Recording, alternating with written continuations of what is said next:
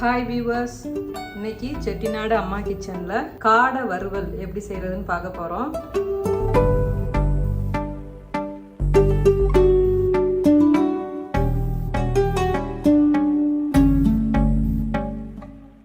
எல்லாரும் காடை ரொம்ப சதையே இருக்காது அப்படின்னு சொல்லிட்டு வாங்க மாட்டாங்க.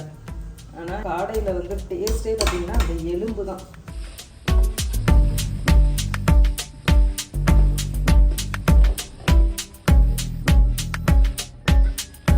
இதை நம்ம இது கூட சேர்த்துடலாம்.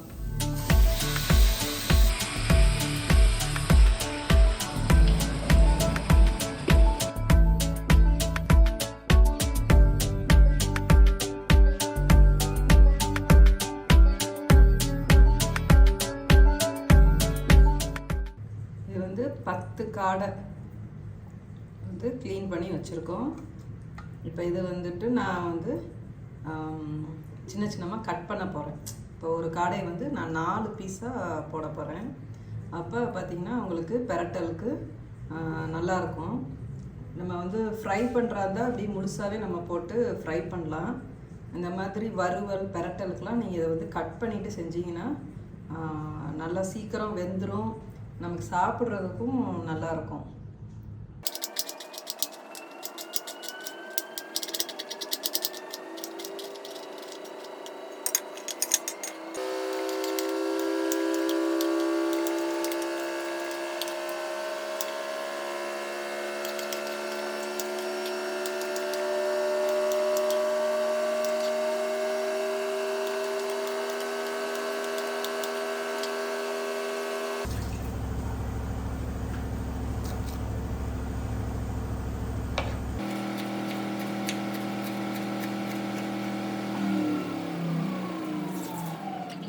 கழுத்து சாப்பிட்றவங்க போடுவாங்க.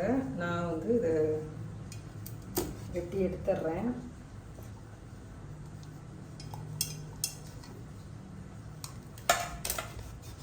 காடை பார்த்திங்கன்னா நறுக்க ரொம்ப ஈஸியாக இருக்கும். அதை போட்டு நம்ம அப்படியே இது பண்ணக்கூடாது. அப்படி ஒரு தட்டு தட்டுனீங்கன்னா அப்படி சதை எடுத்துக்காமல் அப்படி வரும். அப்படியே ஒரு கீரல் போட்ட மாதிரி போட்டு ஒரு கையில் வச்சு இப்படி ஒரு தட்டு தட்டினீங்கன்னா விழுந்துடும். மெதுவாக தான் அதை கொஞ்சம் நறுக்கணும். நீங்கள் சதை எடுக்காமல் வரணும்.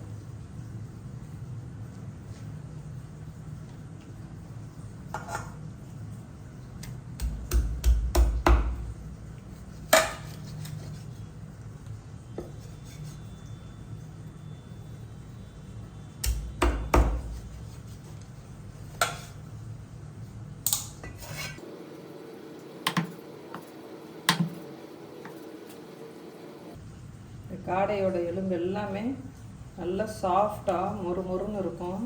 நீங்கள் அப்படி சாப்பிட்டீங்கன்னாக்கா அந்த எலும்பை கீழே போட்டுறாமல் அது ஏற்கனவே குச்சி குச்சியாக தான் இருக்கும். மென்று சாப்பிட்டீங்கன்னா அப்படியே ஒரு மாதிரி ஜூஸியாக அதிலேருந்து வரும், அந்த எலும்புலேருந்து. அதுதான் காடையில் உள்ள டேஸ்ட்டு. எல்லோரும் காடை ரொம்ப சதையே இருக்காது அப்படின்னு சொல்லிட்டு வாங்க மாட்டாங்க. ஆனால் காடையில் டேஸ்ட்டே பார்த்திங்கன்னா அந்த எலும்பு தான். அந்த சதையோட கூடிய எலும்பு தான் ரொம்ப டேஸ்ட்டாக இருக்கும்.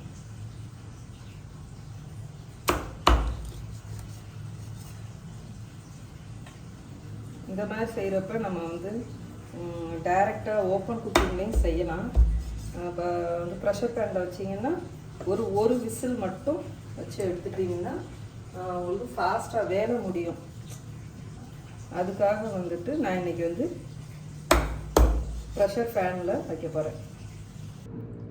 இப்போ எல்லாத்தையும் நம்ம வெட்டி எடுத்தாச்சு. இப்போ இதை மஞ்சத்தூள் போட்டு நல்லா வாஷ் பண்ணிவிட்டு வந்துடலாம். இன்றைக்கி நான் ப்ரெஷர் பேனில் வைக்க போகிறேன். ஸோ இது பார்த்திங்கனாக்கா ஒரு விசில் மட்டும் வச்சா போதும். என்னென்னா நான் ஒரு காடையை 4 பீஸாக வெட்டியிருக்கிறேன். ஸோ அதனால் நீங்கள் இப்போ ஓப்பன் குக்கிங்கில் வச்சா கூட அது வெந்துடும். ஆனாலும் நான் ப்ரெஷர் பேனில் ஒரு விசில் விட்டு எடுக்க போகிறேன். அப்போ என்னென்னா இந்த எலும்பெல்லாம் கொஞ்சம் ஃபாஸ்ட்டாக வந்துடும், நமக்கு வேலையும் சீக்கிரம் முடிஞ்சிடும். அதனால அது மாதிரி ப்ரெஷர் பேனில் வைக்க போகிறேன். 2 டீஸ்பூன் சோம்பு தூளும் பிரியாணி இலை, ஒரு சின்ன சைஸ் வந்து பட்டை போட்டுட்டு 2 பெரிய வெங்காயம் இப்படி பொடி பொடியாக நறுக்கி வச்சுருக்கோம். இதையும் இது கூட சேர்த்துடலாம்.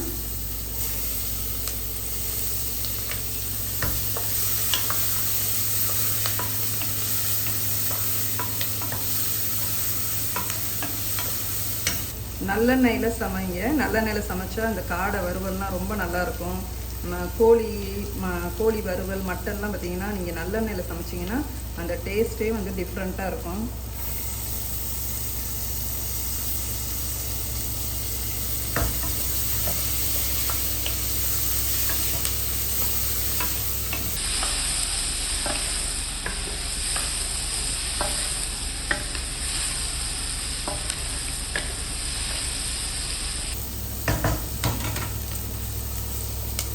பட்டை தூளாக போடாதீங்க. இந்த மாதிரி ஒரே ஒரு பட்டை, ஒரு வாசத்துக்கு தான் நம்ம போடுறோம்.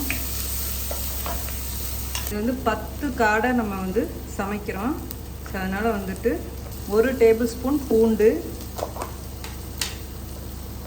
இதில் வந்து 3/4 டேபிள் ஸ்பூன் வந்து இஞ்சி,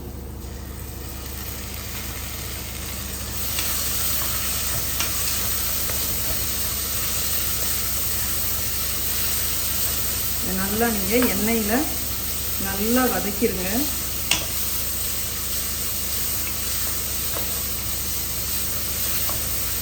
சிம்மில் வச்சு வதக்குங்க, இல்லைன்னா வந்து அடி பிடிக்கும்.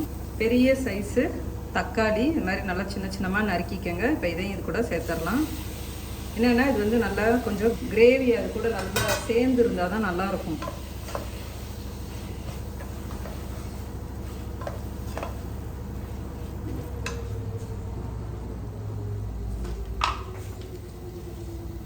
உப்பு சேர்த்துக்கோங்க.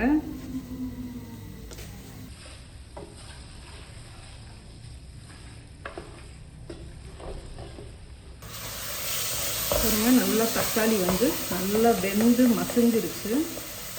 நல்லா மசிஞ்சிருங்க.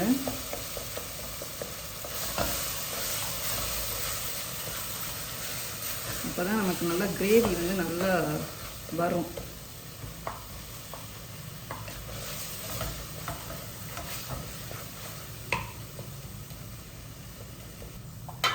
இப்போ நான் வந்து 1 டீஸ்பூன் மஞ்சத்தூள்,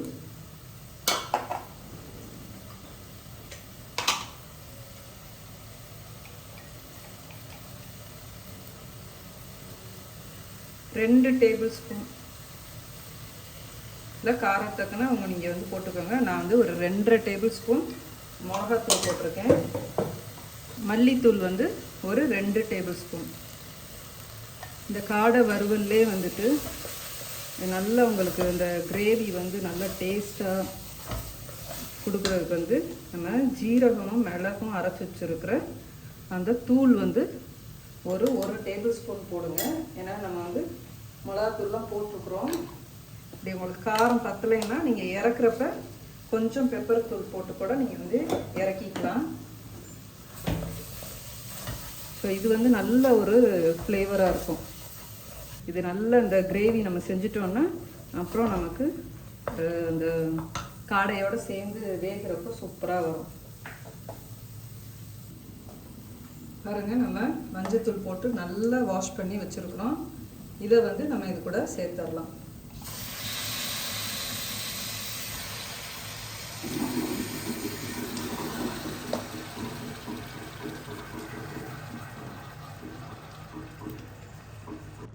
மெதுவாக நீங்கள் இந்த மசாலாவோட அப்படியே பிரட்டி விடுங்க.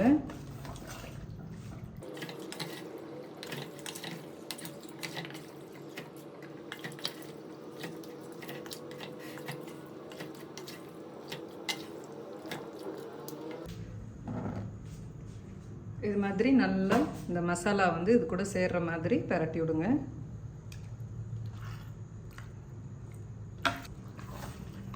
நல்லா இதுலேயே நம்ம வந்து நல்லா சூடு அது இந்த ஸ்கின்னெல்லாம் பார்த்திங்கன்னா சேஞ்ச் ஆகும். அந்த மாதிரி நல்லா இதுலேயே வந்து வதக்கணும். அதுக்கப்புறம் நம்ம வந்து மூடி போட்டோன்னா ஒரு விசிலில் நம்ம ஆஃப் பண்ணிடலாம். இங்கே பாருங்கள், இப்போயே வந்துட்டு நல்லா வெந்த மாதிரி வந்துட்டுருக்கு பாருங்கள். ஸோ இதுலேயே வந்துட்டு ஓப்பன்லேயே வச்சு நல்லா அது மாதிரி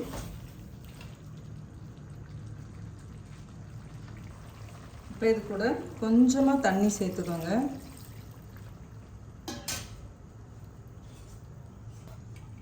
இப்போ நம்ம மூடி வச்சிடலாம்.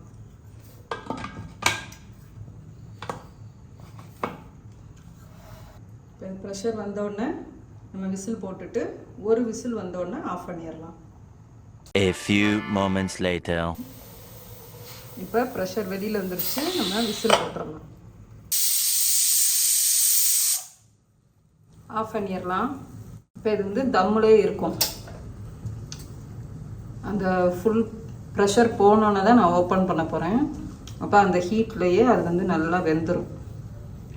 அப்புறம் நம்ம ஓப்பன் பண்ணி பார்க்கலாம். நம்ம ஓப்பன் பண்ணி பார்க்கலாம்.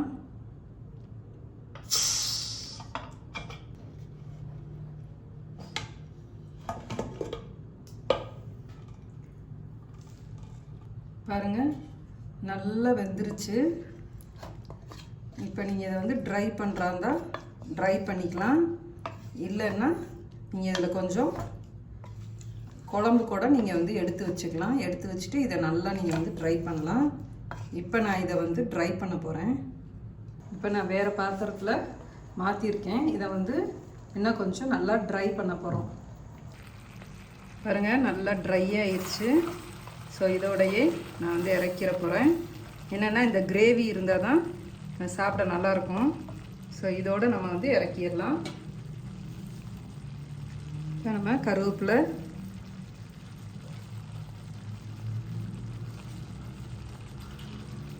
கொத்தமல்லிலாம் போட்டு நம்ம வந்து இதை சர்வ் பண்ணலாம்.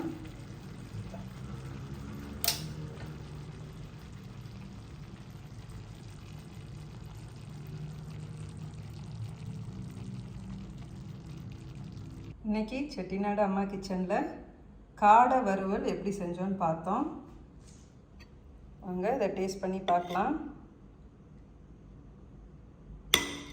பாருங்கள், நல்லா வெந்திருக்கு, நல்லா டேஸ்ட்டாக வந்திருக்கு. உப்பு உரப்பெல்லாம் கரெக்டாக இருக்குது. நீங்களும் உங்கள் வீட்டில் இந்த மாதிரி செஞ்சு பாருங்கள். இந்த வீடியோ உங்களுக்கு பிடிச்சிருந்துச்சுன்னா உங்கள் ஃப்ரெண்ட்ஸ் அண்ட் ஃபேமிலிக்கெலாம் ஷேர் பண்ணுங்கள். நம்மளோட சேனலை சப்ஸ்கிரைப் பண்ணாதவங்க நம்மளோட சேனலை சப்ஸ்கிரைப் பண்ணுங்கள். பக்கத்தில் இருக்கிற நோட்டிஃபிகேஷன் பெல்லை ப்ரெஸ் பண்ணி வைங்க. அப்போ தான் நாங்கள் அடுத்தடுத்து போடுற வீடியோலாம் நீங்கள் உடனே பார்க்க முடியும். நன்றி.